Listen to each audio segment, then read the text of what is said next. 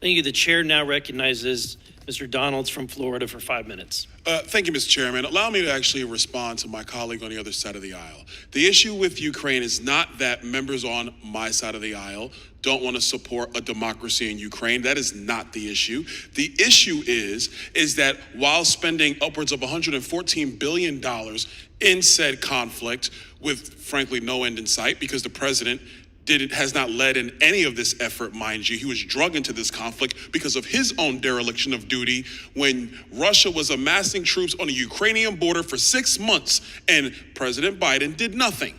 He dithered, he ignored. And only when Putin actually went in, his first comment to Vladimir Zelensky was, "I'll send a G5 for you, hop on the plane and let's go home."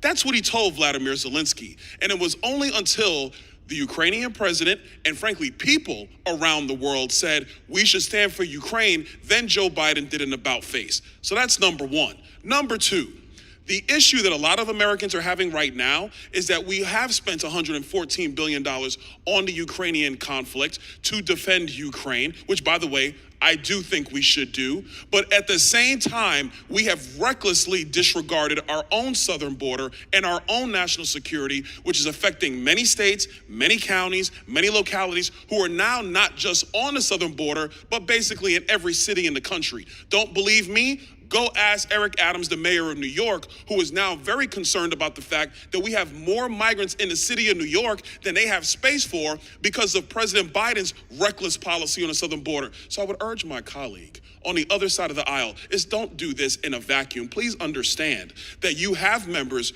who want to be supportive of Ukraine, but they are very concerned and now at this point apoplectic that we have spent $115 billion on Ukraine, but we can't secure our southern border.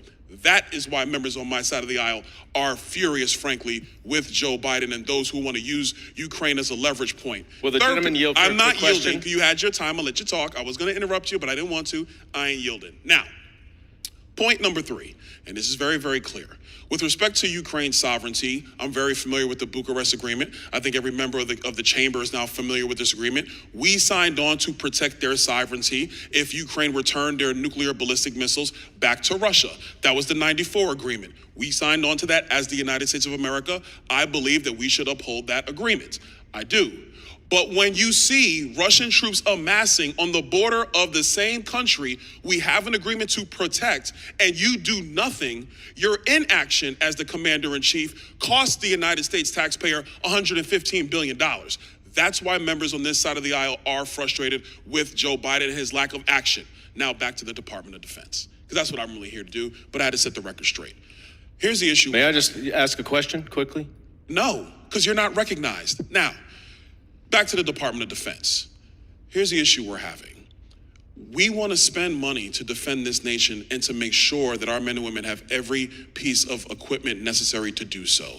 We want to make sure they have all the bullets, all the tanks, all the ships, all the equipment necessary. But the frustration you're having in Congress, you're seeing, which I'm going to tell you right now is growing, is the complete disregard for fiscal sanity at the Department of Defense. We cannot continue to just fund contracts in infinitum with no idea of how we're actually going to acquire the material we're paying for, getting the material that we have maintained in an orderly and timely fashion, and that the men and women who are on the front lines, not the brass, not the people over at the Pentagon, the men and women who are on the front line are getting what they need in a timely fashion. I don't think you would have many issues from Congress to be able to fund that. But, and I think Mr. Khan, you spoke to this before in your comments as I was watching the hearing before I came in, the issue is that DOD can't even find a way to just go through the audit process and come through with minimal findings, which is something that publicly traded companies have to do, and it's something that the current SEC would demand they do. Forget the other agencies for that matter. So that's the issue we're having at the Department of Defense. I want to fund our military. I want us to be a lean, mean fighting machine. That's what I want. But as a member on the Republican side of the aisle, I got serious concerns about funding the agency if the bloat and the waste continues. Procurement reform is critical. Last quick question, I believe I'm gonna send it to you, Mr. Mansfield. I understand that we spend a ton of money on diesel fuel, but don't you believe that finishing the Project Pele project and actually getting it up and running and doing it consistently, won't that be to the betterment of the Department of Defense? And I'll close off that. Sir, I'll take that one for the record.